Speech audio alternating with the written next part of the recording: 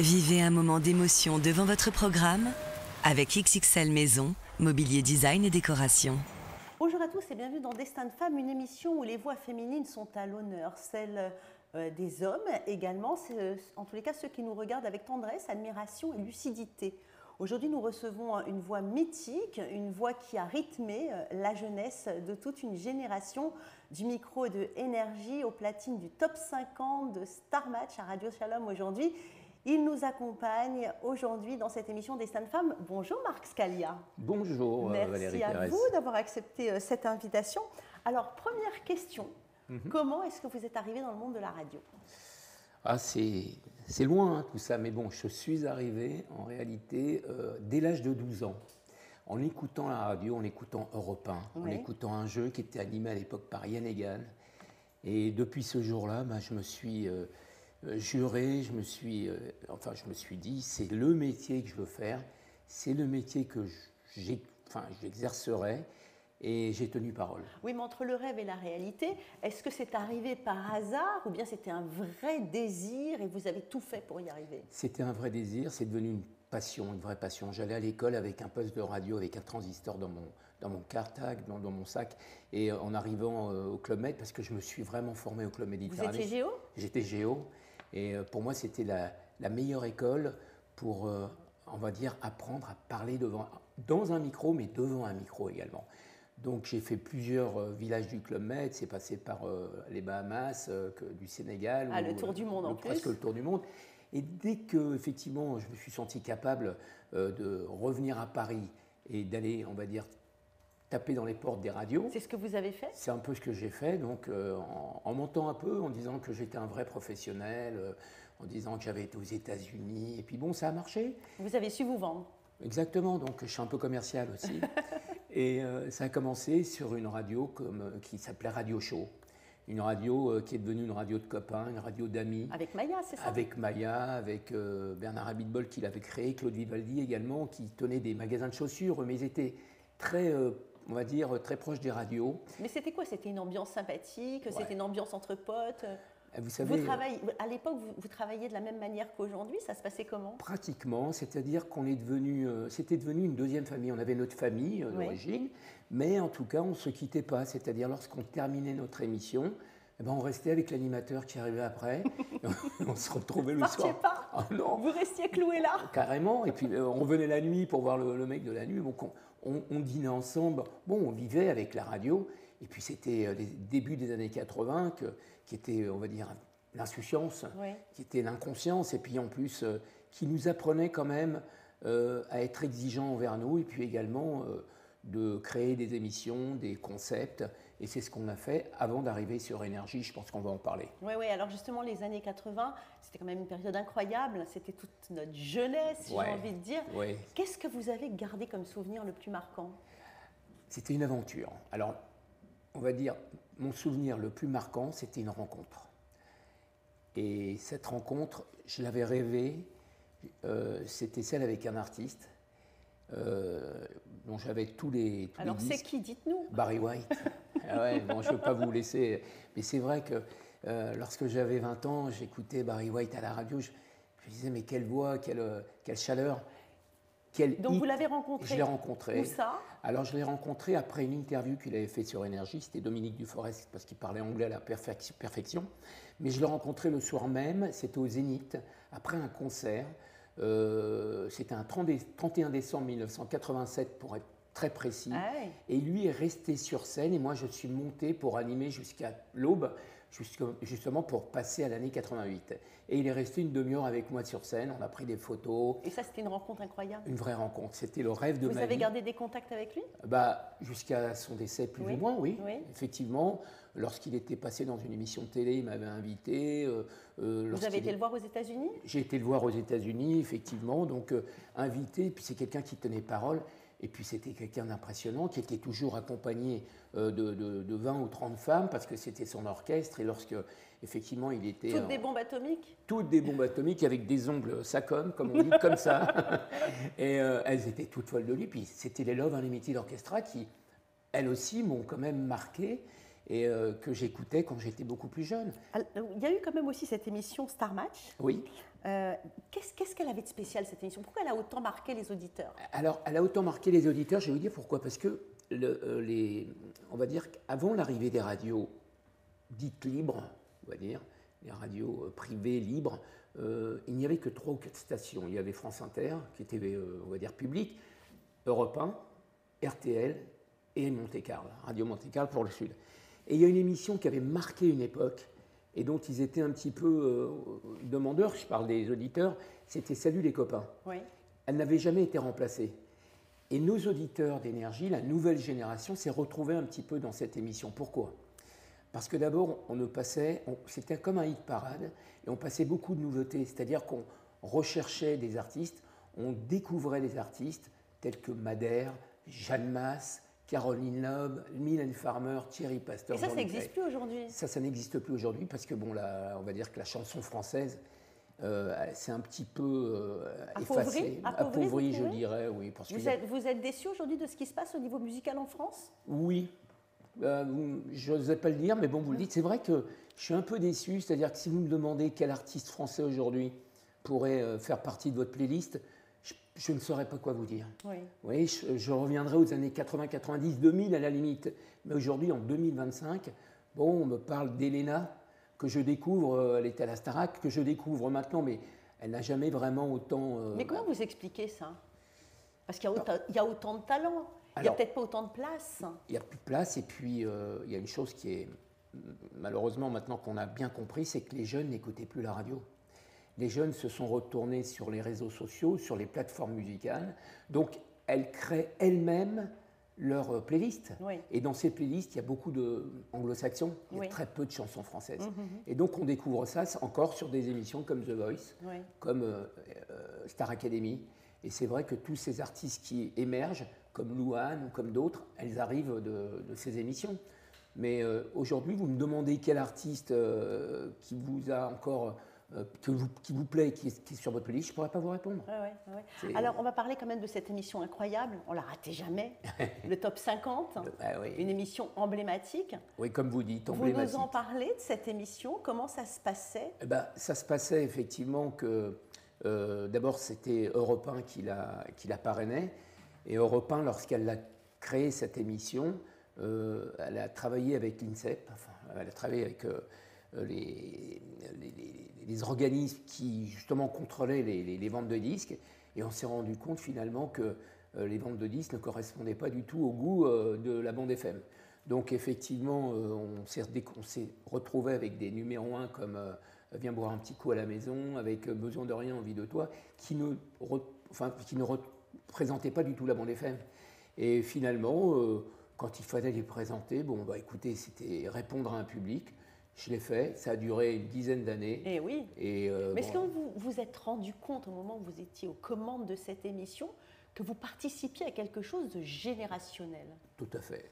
Tout à fait. Je me rendais compte dès que, effectivement, je rencontrais les gens dans la rue ou dans un concert, il y avait une vraie, on va dire, euphorie et une vraie, pour eux, une découverte.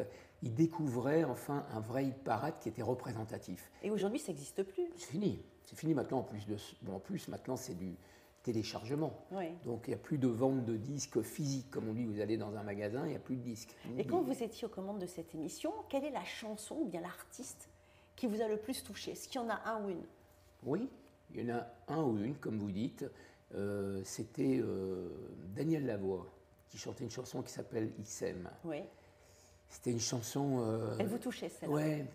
Elle était... Pourquoi vous êtes un éternel amoureux, vous aussi? Moi, je suis insensible, amoureux, très sélectif, mais en plus, c'est vrai que j'adore. Vous savez, ce que je regrette aujourd'hui, Valérie, c'est qu'il n'y a plus dans les clubs ou dans les soirées festives des slows. De slow? Il n'y a plus de série de slow. Le moment de la drague? Mais oui, le moment de la drague, le moment de la douceur, le moment de la détente, le moment où on découvrait. Et puis, c'est vrai, on a toujours envie de se serrer dès qu'on entend un slow. Aujourd'hui, il n'y en a plus. Donc, oui, ça complique la tâche du dragueur. Bah oui, c'est plus la même aujourd'hui. C'est pour ça qu'il y a moins de mariages. Mais, non, il y en a, mais il y a des divorces en même temps. Il y a surtout des divorces, c'est vrai. Dites-moi, dans ces femmes-là dont vous parliez, ces chanteuses dans le top 50, est-ce qu'il y en a une qui était porteuse d'un message qui était fort? J'appréciais énormément Mylène Farmer. Oui. Parce qu'elle savait se remettre en question. Ses chansons portaient un vrai message, comme vous dites. Elle était très libre. Elle était complètement libre. Elle avait un producteur qui, effectivement, était son alter ego dans la créativité, dans les clips, dans les textes. C'était Laurent Boutonnat. Et d'ailleurs, ils ont eu une aventure ensemble. Ça a duré le temps que ça a duré. Mais en tout cas, elle a marqué 1, 2, 3, 4 générations. Encore aujourd'hui. Et je viens d'apprendre qu'elle allait chanter au Festival de Cannes. Absolument. Donc, vous vous rendez compte que cette femme, Mylène Farmer, en 1983, on m'avait débauché de Radio Show pour aller sur Énergie. Et donc, j'ai connu les premiers studios d'Énergie qui étaient tout en haut de la butte Montmartre, on va dire vers la Porte des Lilas. C'était l'endroit stratégique pour positionner les antennes, les Par émetteurs. Rapport à l'antenne, voilà. Oui. Et donc, ça arrosait tout Paris et sa région. Donc, j'ai connu ça pendant 1 mois ou 2 avant d'aller à avenue d'Iéna. Et puis maintenant, ils sont à Boileau, Énergie. Donc, j'ai connu 1 mois Télégraphe. Eh bien, je vais vous faire une petite... bon, je l'ai déjà dit, mais c'est quand même un scoop. On frappe à la porte et 2 jeunes femmes, dont Mylène Farmer, qui vient m'apporter son disque « Maman a tort ». Elle était programmée nulle part. Nulle part. Donc elle faisait elle-même la tournée des radios pour elle avait donner 20 ans. Incroyable. Elle écoutait Énergie. Et alors, qu'est-ce qui s'est passé? Moi, je l'ai pris, j'ai fait rentrer les 2 jeunes filles. Bon, c'était interdit de faire rentrer parce qu'il ne fallait pas montrer ce studio qui était... pourri. Qui est pourri. On nous appelait les Gypsy Kings quand on rentrait. Oui. donc voilà, donc j'ai fait rentrer. Bon, puis bon, la gente féminine, quand même, on ne va pas refuser. Hein. Donc effectivement, elles sont rentrées. Donc, quel dragueur, quel... Non, plus, on va dire, je ne suis pas dragueur. Moi, j'adore charmer. Voilà, c'est ça. Séduire, voilà, séduire. Ouais, mais bon, c'est de famille, ça. On était comme ça, on a été élevés comme ça. Il faut beaucoup séduire la femme. Mais, et puis, vous l'avez dit au tout début, élégamment, c'est vrai qu'il y a un respect sur la femme. Vous parlez des voix de femmes, des voix d'hommes. Mais j'ai pris son titre, je l'ai programmé, je l'ai écouté, j'ai adoré. Le directeur des programmes de l'époque, Jean-Pierre D'Amico, avant que ce soit Max Guazzini, il m'appelle, il me dit « C'est quoi cette merde ?» Parce que lui, effectivement, il était directeur des programmes. Bon, ce n'était pas lui qui m'avait recruté, c'était Max Guazzini. Ouais. Mais bon, il était quand même directeur des programmes. Et c'est lui qui présentait les nouveautés le samedi. Donc, en écoutant, il voit une nouveauté passer qui était pas mal. Il voulait la présenter lui-même. Ben c'est ça. Voilà, et puis il voulait rencontrer les producteurs. Après, ils s'arrangeaient entre eux. Mais là, ben non, vous l'avez grillé. Eh ben, je l'ai grillé. Bon. Mais dites-moi, pour revenir à cette émission Top 50, parce que moi je me rappelle très très bien, c'était quand même très festif, etc. Est-ce que dans les coulisses c'était rock'n'roll ou bien c'était archi cadré? Oh non, c'était rock'n'roll. Hein, c'était, on va dire, on allait, c'était comme une fiesta, quoi. On y allait, on rigolait, on buvait. Enfin, moi je bois pas, mais bon. C'est-à-dire, on était vraiment cool, détente, surtout quand on recevait les artistes aussi. On les recevait, on en recevait 2-3 dans la semaine. Dès qu'il y avait des entrées, on recevait également. Franchement, c'est une période... C'était magique. Avec Énergie, c'était une période absolument incroyable. Magique. Alors aujourd'hui, M comme musique hein, sur Radio oui. Shalom. Qu'est-ce que cette émission vous permet de transmettre? Alors, cette émission, elle transmet justement ses souvenirs d'adolescence, d'enfance, de jeunesse, et puis d'étudiants, parce que beaucoup d'étudiants m'écoutaient sur Énergie. Et lorsqu'effectivement je prends le micro sur Radio Shalom, j'ai l'impression de retrouver ces auditeurs 30-35 ans après. C'est les mêmes en fait. Et ils ont toujours les mêmes goûts, ça va évoluer? Eh bien, incroyablement, oui. Ils ont toujours les mêmes goûts et ils ont toujours autant de plaisir à m'écouter en me disant c'est incroyable, je monte dans ma voiture et j'ai l'impression de me dire 35 ans, il y a 35 il a toujours la même voix. Ouais, c'est la Madeleine de Proust. C'est la Madeleine de Proust. Vous savez, en radio, ce qui est le plus important, et ce n'est pas à vous que je vais apprendre ça, c'est la voix. Oui. La voix, le débit, la respiration. Bon, il faut savoir, on va dire, on ne parle pas dans un micro comme on parle dans la vie. C'est sûr. Donc voilà, donc effectivement, et j'ai l'impression que cette émission, elle touche le public que j'espérais lorsque je suis arrivé il y a 6 ans sur Radio Shalom. Oui. C'est-à-dire, il y a un vrai... Il y a eu 6 ans de travail quand même. Hein, ouais. Ah oui, avant d'installer l'émission. Hein. Complètement, ça a été long. Ça a été surprenant, et puis le temps de s'y habituer, parce que c'est une radio d'info, il ne faut pas non plus l'enlever, Radio Shalom. Oui, mais bon, c'est une bouffée d'oxygène. Hein, c'est une bouffée d'oxygène. On en a besoin quand même. Oui, c'est comme ça qu'on l'appelle, d'ailleurs. Alors, j'aimerais qu'on parle des femmes de votre vie. Est-ce qu'il y a une femme, en tous les cas la première femme, qui a cru en vous dans ce métier? Non, c'était plus un homme. C'est vrai? C'était plus un homme. Excusez-moi, c'est vrai que, alors, des femmes, j'en ai rencontré. J'avais rencontré la directrice d'RTL, je ne me rappelle plus de son nom, la directrice des programmes. Ça ne vous a pas trop marqué alors hein? Non, parce qu'elle malheureusement, elle ne m'a pas recruté. Parce que bon, je voulais aller trop vite en réalité. Quand je suis arrivé à Énergie, au bout de 3-4 mois, les auditeurs se sont habitués à ma voix. Donc je recevais beaucoup de courriers.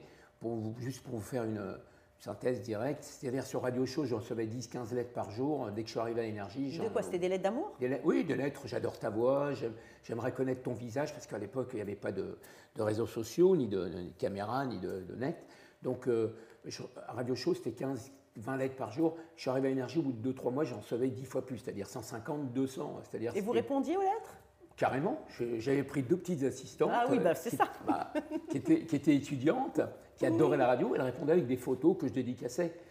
C'était mon point fort, je répondais au courrier. C'est un homme, je pense que c'est Max Guazzini, dont vous allez nous parler, qui a cru en vous. Mais est-ce qu'il y a une collaboration avec une femme qui a été marquante pour vous? Oui, quand même. Il avait recruté Nathalie André. Ah oui, absolument. Que j'adore et que je vais voir demain soir, puisqu'elle reçoit une Légion d'honneur. Une Légion d'honneur, exactement. Donc j'ai gardé un vrai contact avec Nathalie. Qui a fait une superbe carrière aussi. Hein. Magnifique, elle a créé une société, elle a été productrice, elle a été directrice de la Starac, elle a découvert des artistes, elle a été directrice d'Europe 1, directrice de France Bleu, je crois, aujourd'hui.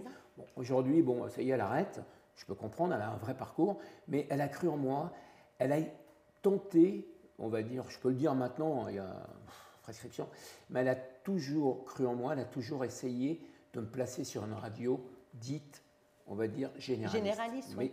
Quotidiennement. Oui. Et ça n'a pas marché? Alors, quotidiennement, effectivement, j'ai failli signer à Europe 1. Mais j'avais un avocat qui s'occupait de moi justement pour faire le transfert.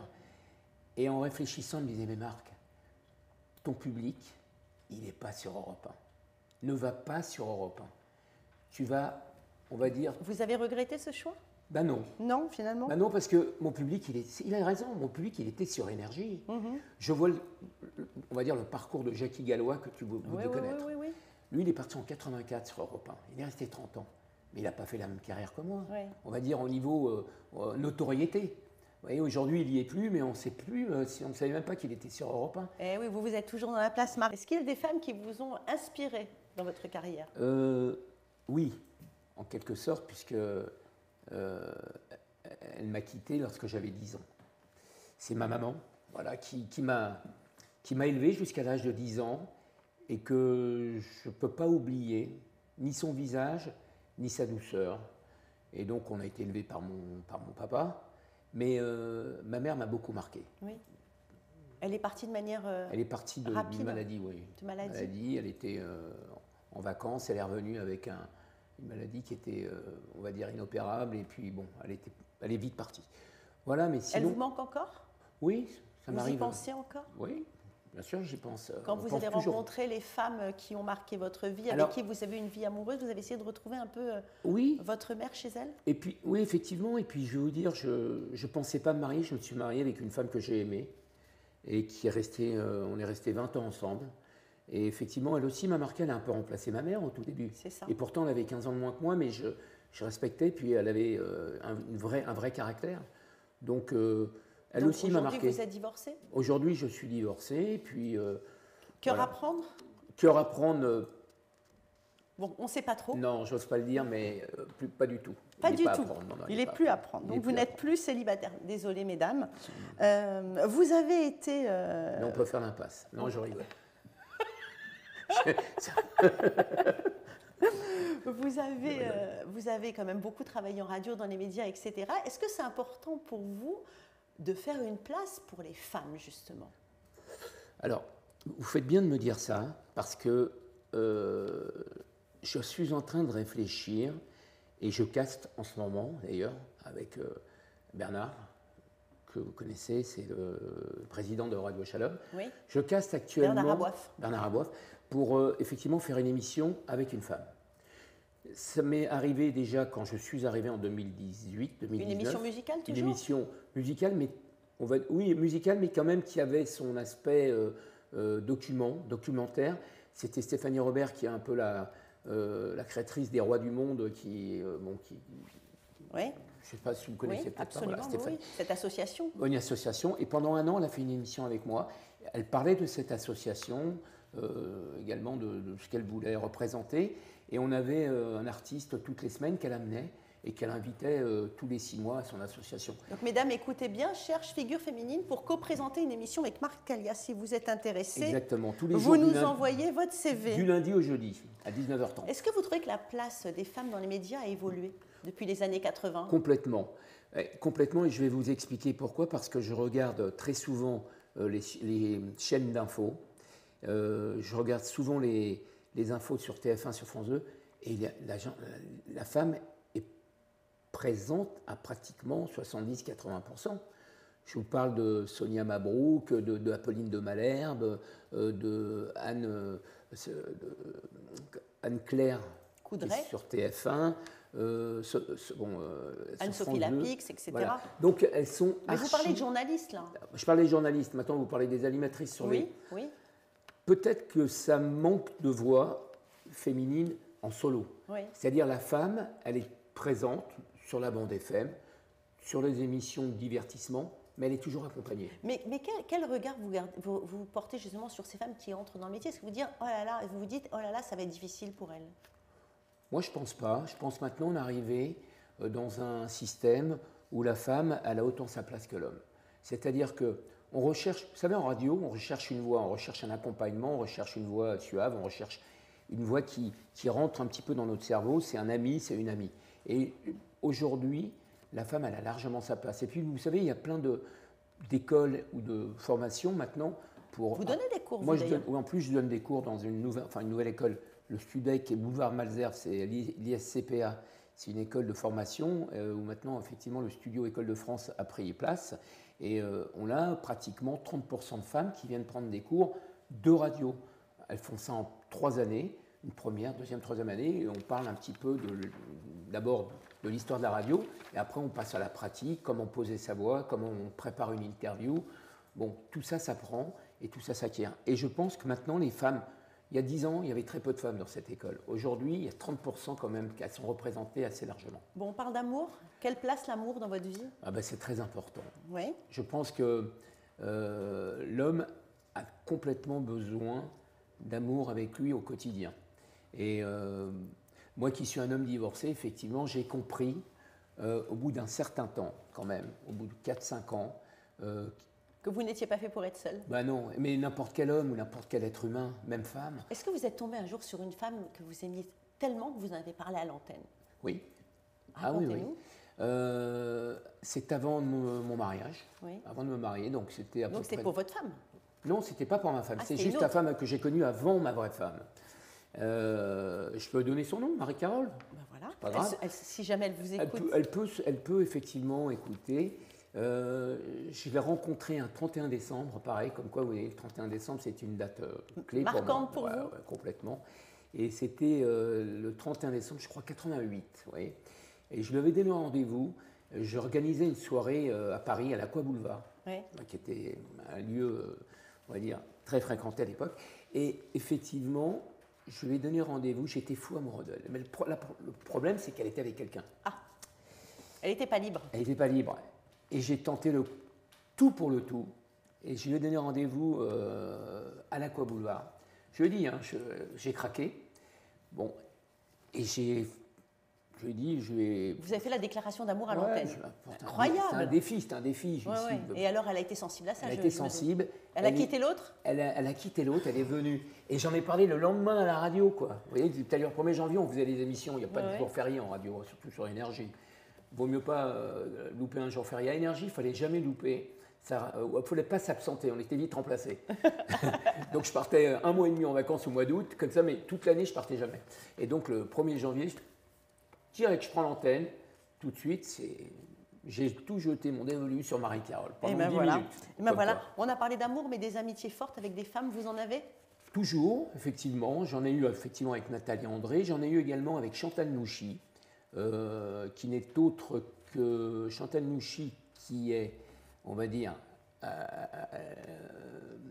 la femme de Marc Nouchy, qui était producteur de Phil Barnet et qui a été directrice des commerciales sur Énergie. Donc amis toujours? Amis toujours, mais j'ai gardé aussi des vrais amis que j'ai connus il y a 12 ans après mon divorce. Julia Gamison, qui est restée une très très bonne amie. On part même en vacances ensemble, on part à Marbella, elle a une maison là-bas. Voilà, donc on est restés très proches. On a les mêmes envies, on a les mêmes passions, on est très clubbeurs, elle aime bien les clubs, comme moi encore. Pour finir, Marc Scalia, quelle est la chanson qui symbolise le plus l'amour pour vous? My Way. Vous nous en fredonnez un petit morceau? Oh. Vous savez chanter d'ailleurs? Moi je sais chanter, j'ai fait 2 titres. Il y en a un qui a plus marché, mais c'était pas bien de présenter une émission de télé, radio, en même temps chanter. Mais la My Way, vous la chanteriez en français ou En bien français ou en français? Oui. Je me lève et je te bouscule. Tu ne te réveilles pas. Comme d'habitude. Comme d'habitude. Merci Je m'adresse à beaucoup, vous. Marc. Un bonheur de vous avoir aujourd'hui. C'est un plaisir.